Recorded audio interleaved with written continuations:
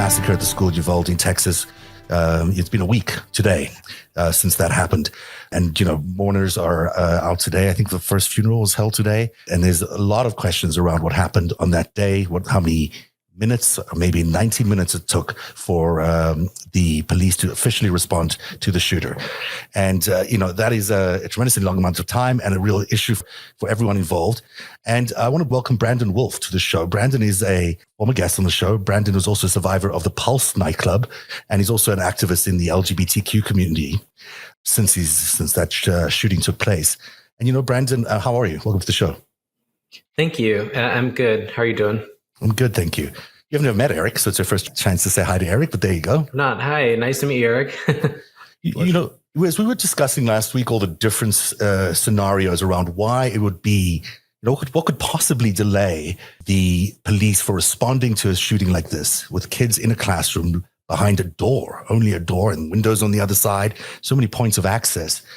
What would take 90 minutes to gain access to that? And I was reminded by what was an even more excruciating way, although just equally as excruciating, the things that happened at the Pulse nightclub. You were there and you had to wait an even longer period of time.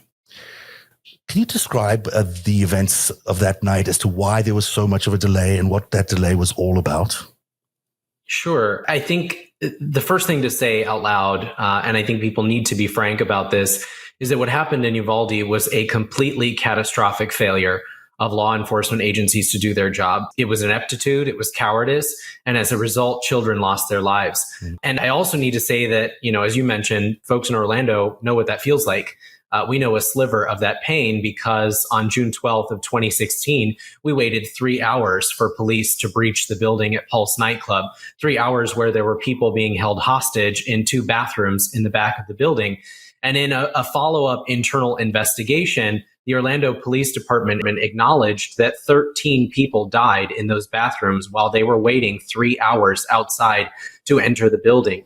Now, they have made rationalizations or excuses around why it took them 3 hours to get in the building. They said at the time that the man who was perpetrating the crime had said he had explosive devices, that he'd set them up around the building, and that he was wearing an explosive vest. That turned out to not be true at all. There were no explosive devices on his person, in the building, or in his car, as he claimed. And really, for me, some of the things that came out in the wake of that are quite shocking. While folks were waiting 3 hours, including myself, to learn the fates of our friends, the shooter was on Google teaching himself how to unjam his firearm so that he could continue to fire on people in the club and the police officers trying to breach the building. And again, I think of those 13 people who bled to death on the floor of the bathroom, some of them in the arms of their friends and family members who've gone on to live through hell for the last 6 years. So again, I think it's really important that we call it what it is, ineptitude and cowardice. And I think it raises a really important question, 2 important questions that I've been asking today. The first one is, why? Why, if this is such a common occurrence in this country, decade after decade, do we not have basic procedures that are followed by law enforcement agencies across the board? Why are we seeing the same thing 6 years later after Pulse happening in a school in Uvalde? Why did we see the same thing happen in Parkland when an armed school resource officer didn't go into the building, resulting in the deaths of multiple children? Why are we still seeing these catastrophic failures of law enforcement? And the second question, and maybe the most important one, is why are we still doubling down on this idea that we need to focus on addressing gun violence once the shooter is already in the building? If we have told ourselves that the only way to address this problem is to continue to invest in more police officers at more checkpoints and more armed people inside of school buildings or churches or nightclubs or grocery stores, then we have already resigned ourselves to the fact that gun violence is unavoidable and inevitable in this country, a fact that is simply not true. Our system is not working. None of the things that we've done to prevent gun violence in this country have worked to the degree that they need to. That is true. But what is not true is that gun violence is inevitable. And I just don't see a solution where all we do is continue to invest in the response instead of uprooting it in the first place. You're absolutely right. I mean, there's just absolutely no excuse for the system not to have learned all the lessons from these shootings. And, you describe 13 people, 13 lives that could have been saved at Pulse nightclub. You describe people being locked in two bathrooms, if I'm not mistaken, while you were waiting outside. So some people, like in Uvalde, some of the kids got escaped through windows that were broken open. But in this one particular classroom, where the shooter was, no one came to rescue them at all for 90 minutes. Very, very similar scenario. When you think about, just if I could ask you a little bit more details about what happened in Pulse, you were there at the start of the shooting, and then you were part of the group that was evacuated, right? And yeah, then we made it out of a door. So I was washing my hands at a bathroom sink when the shooting started. The shooter made his way from inside the front door. He went off to his right through the dance floor. I was off to the left in a separate bar. By the grace of God, I grabbed arms with a bunch of people that I'd never met before and made a sprint for an exit. That was incredibly lucky because that was one of the bathrooms that was ultimately, the last place that many people took their final breaths. We made it outside as police were arriving. Police started to move people down the street. They were carrying assault weapons and wearing body armor, riot gear. They were trying to evacuate the perimeter of the building. And it seemed at that moment that there would be this swift response, that police and fire department would go inside, would begin to rescue people, would eliminate the shooter and save the people that were trapped in the bathroom. Unfortunately, that turned out not to be true. And it was 3 hours later before they used a device to blow open a hole in the side wall of the building and let themselves in that way. Wow. Why that delay? Did we ever find out what the reason behind the delay was? Was it just the same kind of thing, just sort of a disagreement on procedures? Well, they have said again that, that they feared there were explosive devices, and that was the reason that they didn't go in. But again, there are still lingering questions for me. Questions that I have is the fire department apparently had put in new processes before that. They had gotten new gear, an attempt to be ready to respond to a mass casualty situation, but they left that gear at the fire department and came totally underprepared for what they were about to find. And so there's a lot of questions for me, again, that came out of this report. And the biggest question is, how are we 6 years later and we're talking about a very similar situation in which 19 children are dead and we haven't learned any lessons? Because it sounds like the same thing. I mean, they said bombs might have been inside. These guys said he may have barricaded himself. He hadn't really barricaded himself. None of the kids had said that he barricaded himself. The door was just closed. There's no reason to suspect that there was any way for them not to get in. There was a second entrance into the classroom from the back. There's a glass windows on the other side. They could have maybe coming from the top. There are so many ways to access the classroom that it seems stunning that they would wait behind a door. And the idea that he had maybe barricaded himself when he clearly hadn't barricaded himself, we'd have heard about it by now. And it sounds so similar to this idea that there was bombs or some sort of explosive devices in the Pulse nightclub, but there weren't any. So, there's something really clearly broken in our police response and to these shootings. And as you point out, it's not new. It's also happened in Parkland. So it's, we're seeing 3 major incidents, and I'm sure there's many more, where you just got responses to these major shootings that are not living up to our expectations by any stretch of the imagination. In fact, they seem to be making things much worse. Eric, do you have any thoughts on this? Just to take a form of devil's advocate here, let's say that we're going to abandon the notion of reducing the number of small arms in the civilian population. The statistics for which, if you have fewer guns, fewer people get shot with them, it's really not up for debate, not a serious one anyhow.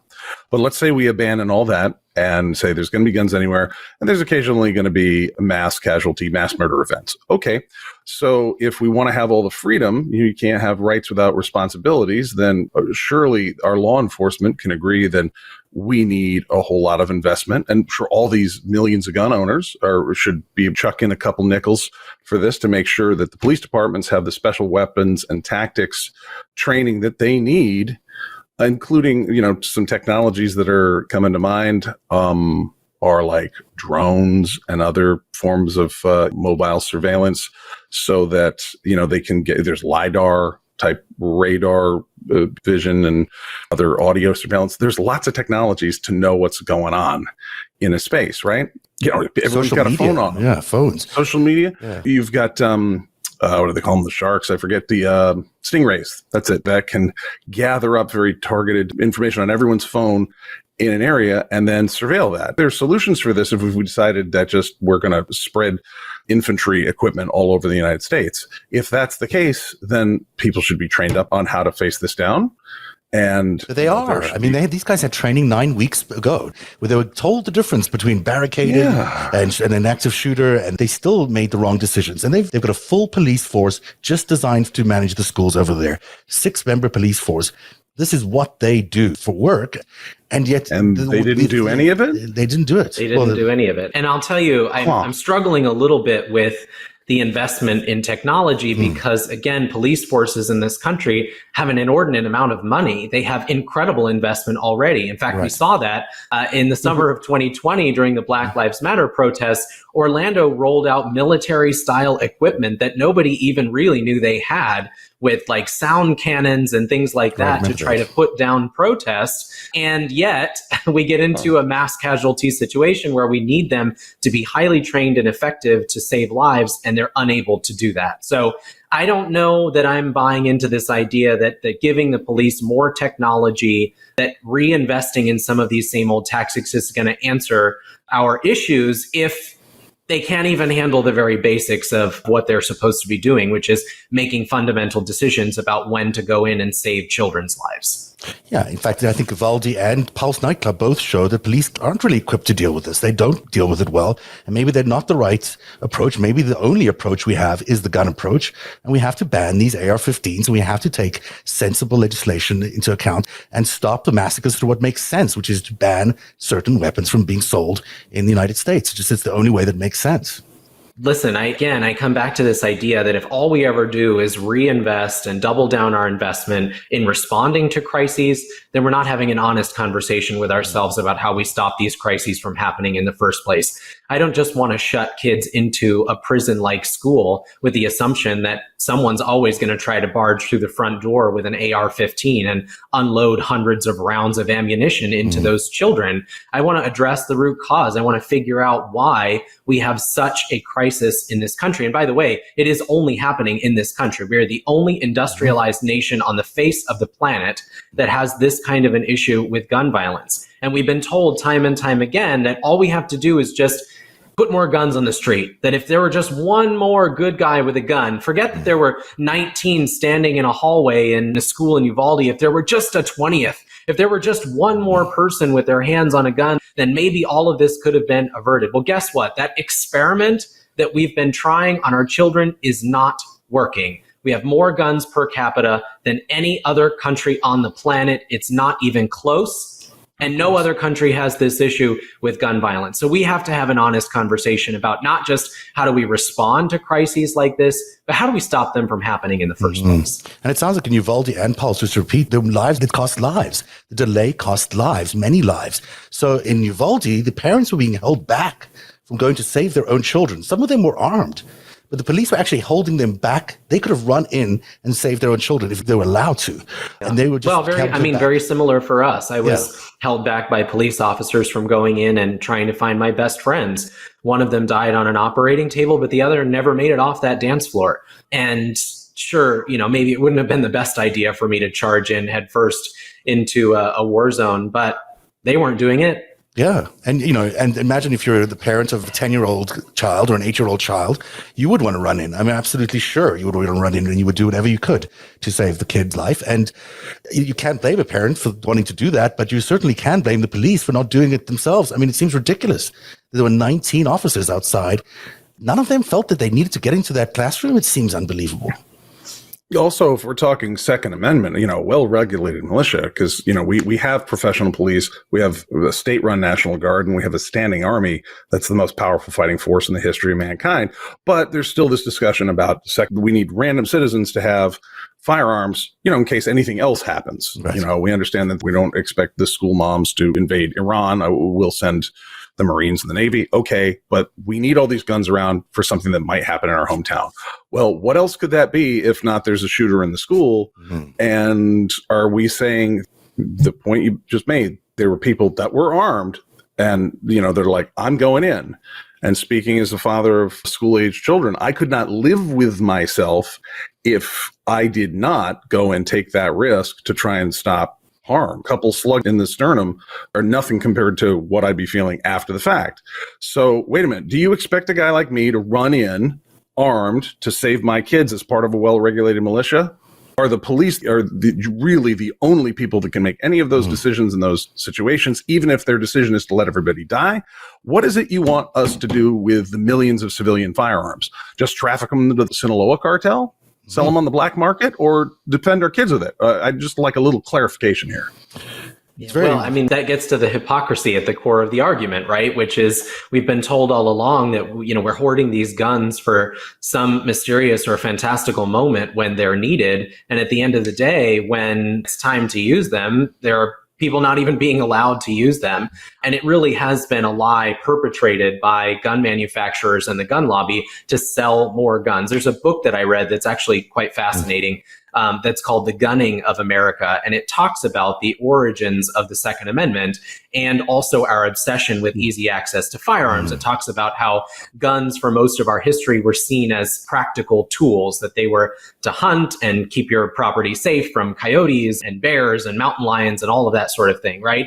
And then there came a time when society was urbanizing that there wasn't actually the need for the glut of guns that were being produced. And so of gun manufacturers who were actually at one time textile manufacturers, they were t-shirt makers, got together and started talking about a marketing strategy to sell these guns that they had produced a glut of. And part of the process was, instead of these guns being seen as a practical tool, that they would be seen as something of emotional value, that they would be tied to someone's patriotism or masculinity. They started marketing guns to teenage boys, and that created the culture of gun obsession that we see today. So I encourage folks, it was a really fascinating read for me, done by a historian. I forget what her name is, but it's The Gunning of America. And I think it gets at the heart of some of what you're talking about, which is this sort of phony obsession that we have with guns being tied to patriotism, or, that we are somehow going to rise up as some individual militia, when in reality it's a lie that's been perpetrated by gun manufacturers so they can make more money. Exactly. I want to ask before you go. That book, by the way, The Gunning of America, Business and the Making of American Gun Culture, is by Pamela Haag, Haag, and it's available on Amazon and elsewhere. Thanks, Eric. I want to ask you the shooter himself. In the immediate aftermath of the shooting, there were claims, and every single one of these claims was wrong, but there were claims amongst the right-wing sort of crazy wingnut part of the right wing that the shooter was trans. The shooter's not trans, but the allegation that he was, or that they were. Can you explain to everyone how significant that is? Because what we've seen in the subsequent days is the spreading of this false information that has really gone from every right-wing outlet to every other right-wing outlet, through Marjorie Taylor Greene to Paul Gosar to you name it. All the typical suspects have now declared to the extreme far right, or if they are, maybe just the right wing these days, declared to the GOP that the shooter was trans, in a way to weaponize the shooting against gay people and trans people. Can you talk a little bit about the effect of that? There is a deep sickness in this country around how people are responding to marginalized communities, and very specifically to transgender people. I'm here in the state of Florida, and I've seen it firsthand as our governor has turned the transgender community into his political punching bag in an effort to build himself the resume to run for president in 2024. And not only is it deeply disturbing, this strange obsession that the right wing has with people who are simply trying to live their lives and make it from one day to the next, but it's also incredibly dangerous. We warned about this when Governor DeSantis, in his fury and rage at how the conversation around his Don't Say Gay bill was going, unleashed his communications team online to say anyone who disagrees with him on that issue is a pedophile. They started calling people, quote, groomers. And that took over the zeitgeist. It was being repeated by Laura Ingraham and Tucker Carlson, Sean Hannity and Ben Shapiro. And before you knew it, everybody who was LGBTQ was being slapped with this incredibly dangerous label. And what happened almost immediately after that, there was a pair of dads who were on a train with their children from Los Angeles up the coast, and they were confronted by someone who was, very clearly upset by the rhetoric that he'd heard coming out of Florida, who tried to separate them from their own child, telling the child that their parents weren't really their parents, that they were rapists, trying to kidnap him, and trying to physically remove that child from the parents. So I say all of that because this very strange obsession that has morphed into sick and twisted rhetoric about transgender people has real life consequences. It's happening whether it's the two dads on a train or it's the transgender people whose lives are being stolen from us every single day. Black trans women in this country are still at far higher risk of violence and murder than any other community. Yep. We haven't addressed that crisis, and it's being made worse when you have not just these sort of 4chan channels that were once the obscure, far extreme right that people sort of ignored, but powerful people in this country with very large megaphones echoing completely bogus conspiracy theories in an effort to further their agenda, tirade against transgender people. And unfortunately, I think this is what's most disturbing for me, is that for those powerful people, those politicians, it's all about politics. It's not about the mental or physical health outcomes for transgender people. It's not about any of the things they claim it's about. It is all about being famous, seeing their name trend on social media, about being on a Fox News chyron one more time that week. And it ultimately costs trans people their safety, their mental and physical well-being, and in many cases, their lives. In some ways, all the talk about thoughts and prayers, well said, by the way, is kind of crazy when you think the first reaction that they had was to try and weaponize the shooter's identity as an illegal immigrant and as a trans person and whatever else they were trying to throw at him, mental health and everything else. I mean, it seems unbelievable, but that would be their first reaction, would be to try and weaponize the shooter's identity like that. It's just stunning. It makes sense. I mean, this is DARVO, is deny, accuse, reverse, victim, and offender. DARVO. Who are the victims of violence more? Is LGBTQ communities and trans people in particular. Who is committing the violence? Institutions, for example, that whole groomer thing you're talking about coming up, they've, said any discussion of gender or sexuality issues with kids at all, that's grooming behavior, when in reality, we're just starting to tear into the child sex trafficking networks around the world. Yes, it was tarred with the whole QAnon thing, and we've had a number of people try and weaponize that discussion, but there are investigations into these crime cartels, into the Scientologists, where, into, like here in Missouri, the Agape Ranch School, Camp Kanakuk, and these institutions that traffic kids between states, between countries, and are grooming them to a life of servitude and abuse.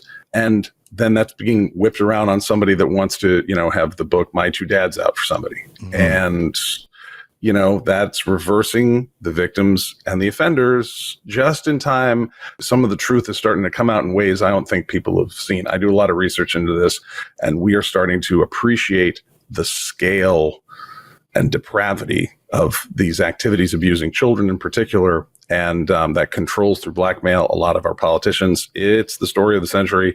That's coming out, and now there are these violent events, and then we go, it must be somebody who's trans. Yes, I'm sure, and except for the fact that is not the profile of the last 30 mass murderers.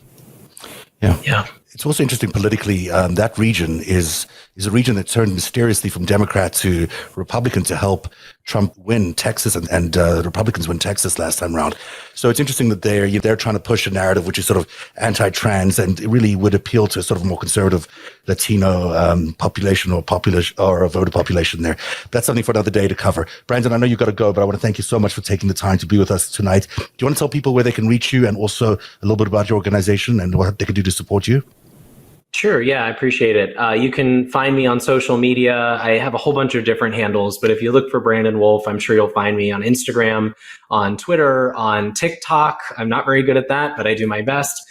So find me, connect with me. I'd love to keep the conversation going. I think, one of the things that I'm most passionate about right now is not getting stuck in the same sort of circular motion that we always go through. Politicians rely on it. They've come to count on us not being able to find any agreement, the headlines moving on so they can coast from crisis to crisis without actually having to do their jobs. And my hope is that, we can galvanize ourselves and come up with some kind of solution. I don't know what it is, but we've got to do something different for our kids. We've got to do something different for the next generation. So find me there. I am the press secretary at Equality Florida, which is the state's LGBTQ civil rights organization. So I'm very proud to not only fight end gun violence in this country, but also to ensure that all people are treated with dignity and respect, that every single young person is protected, no matter who they are, who they love, or how they identify. So as I mentioned, check me out on social media. Let's stay connected. I'd love to keep the conversation going. You do a great job as that spokesperson. So thank you so much, Brandon Wolf, and we'll see you again, hopefully in the future. Thanks for being on Narrative tonight. Isn't it great? Just a terrific spokesperson for not only the LGBTQ right issues, but now it's just listening to talk about the shooting and being a voice for the people who can't really talk right now, which is those kids that are dead. They have no way of expressing themselves, and other kids can't express themselves. So to have someone like Brandon talk about their concerns around the delay and things like that as a victim of shooting is so powerful, really, really powerful. Yeah. And I didn't realize the degree to which this sort of sudden feigned inability to rush in and exactly and deploy the skills that we pay dearly for in our country here. I didn't realize how repetitive that was. I knew there were certain events, but I didn't realize that it was 3 hours for a whole squad of police to deal with one guy. Yeah, I didn't realize that either. I just remembered there was such a long delay until I spoke to Brandon and I said, how long was that delay? And he was like, it's 3 hours. And I was like, can you imagine 3 hours, 3 agonizing hours stuck in a bathroom stalls in a nightclub with a shooter out there shooting people? And if I'm not mistaken, they actually had to open the windows to escape the bathrooms. People actually use their own, find ways of breaking through the windows to escape those bathrooms. It's very similar. It just seems so similar. And it's the same mistake that was made in Parkland. And why are we making these mistakes? And what's the point of the police if we keep making these same mistakes? It just doesn't make sense. For folks that are law and order and are all the personal responsibility, what do we keep hearing? Oh, we just forgot to turn on the body cams. Oh, we didn't file the report. Oh, I don't like wearing my taser. I just wear my service revolver. So for those kind of events like, oops, sorry, we had to just kill the guy who's mentally ill and naked in the middle of the street, or apparently a pregnant woman in Missouri today. And then in stuff like this, it's like, we did take training on that, but, we weren't quite sure. So we just sat around and that's a weird, you combine that, and he pointed out, isn't it interesting that when certain things were determined to be important by not sure who, but like in 2020, when there was all the post George Floyd, the supposed, opposing of Antifa on the way up to getting us used to federal troops on the way to January 6th attack on the democracy, that there was military hardware. It kind of reminds me of in Ferguson here in the fall of 2014. All of a sudden, this Department of Homeland Security military equipment is out with the St. Louis County Police. And when it was a bunch of unarmed kids, they were Johnny on the spot with sniper rifles, mine-resistant personnel carriers. But, then you have these folks when a school's getting shot up, it's like, I don't want to stub my toe or whatnot. The idea that we have a symbiotic relationship between the crime and the police, and the crime and the media companies that are reporting on this, and the crime and the lawyers, and the crime and the court system, all that ecosystem is one ecosystem that needs each other to survive. So, in order for all those things to keep going and to thrive, it needs the crime to keep happening. And so it's just the reality of the system. That's how it's fine. It's the way it's been built, but it can create opportunities for enormous, enormous corruption and enormous manipulation. And that's what concerns me, is that, is the reason we're seeing such an enormous amount of gun violence in America, is why are we such an outlier nation? Is that because someone has found a way to manipulate that ecosystem? And that to me is where we really have to understand and investigate. And we need to do that on a national basis. It can't be done on a local basis. And it's critically important.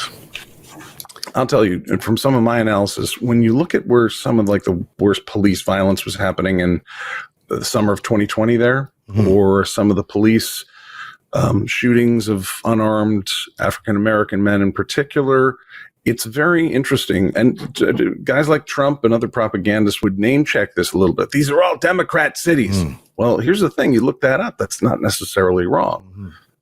St. Louis, Louisville, Minneapolis, these places might be quite conservative out in the exurbs, but they're run, the urban areas are Democrat run, and many of them are on the very traditional organized crime logistics routes that date back to Prohibition, that are the routes for originally booze, but then drugs, guns, and of late, human beings. And, there's so much money that flows through. Those are the places, not some podunk place in Wyoming where they have schools. They could run in and do, 20 people. But it's interesting. It's these places where the police might be in a position to be bribed by international cartels where some of these worst things happen. And that's where they have the most police, and they're the best trained, and they're the best financed. But there's plenty of, I'm from rural Vermont. I like to name check it. We have plenty of lunatics and tons of guns. Real lunatics, right, guys? And mental illness, and schools, and synagogues, and churches. And we don't have this. Or it's somewhat rare, but these cities that are, to put a term to it, really mobbed up. It's interesting how that's the pattern. I can't assign causation to it yet, but it does feel like a pattern. It just feels like a pattern. I mean, you've got these 3 shootings. The same thing happened in each of these shootings. We've had 20 years. How can we not possibly know? How can we not possibly have learned our lesson? It's a pattern once you factor that in. It just, to me, is very, very troubling.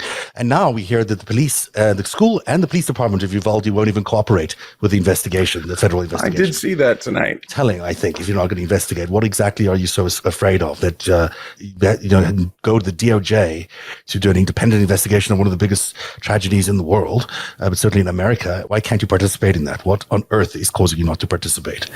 And it's interesting that there are places, and I think Brandon pointed this out, there are places that will have an event like this. Anders Breivik, who the Norwegian guy who shot up, I believe, summer camp on an island, I think. Yeah. Terrible school shooting in Scotland, one in, I think, Tasmania, in Australia.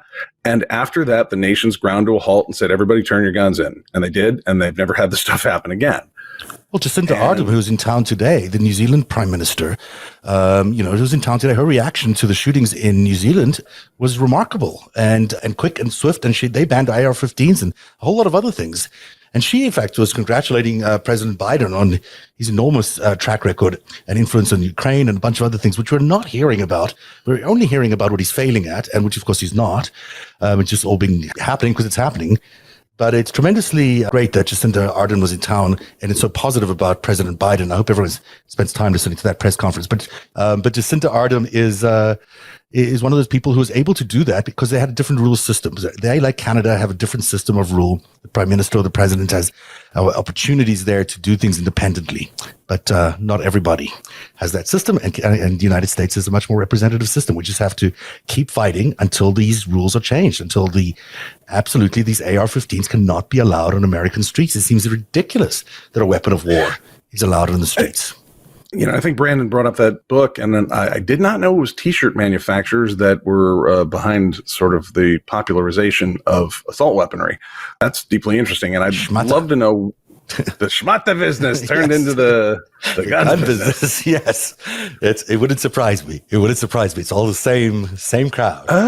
It's all the same crowd. Oh, he went there with Jewish organized crime, the schmata business. The schmata business. Textiles. It's got I didn't say Jewish. I just said, Oh, come on. If it's in Yiddish, come on now. We can drop the mask on that one. It's a good term. Hey, Eric, it's another good show. We did 3 segments today. We've never done that before, and we did it. We succeeded. So yay to us. And on that note, thank you very much for being here tonight. We'll be back on Thursday. Narrative is made possible by viewers like you. Join today and support truly independent journalism at patreon.com/narrative. That's patreon.com/narrative.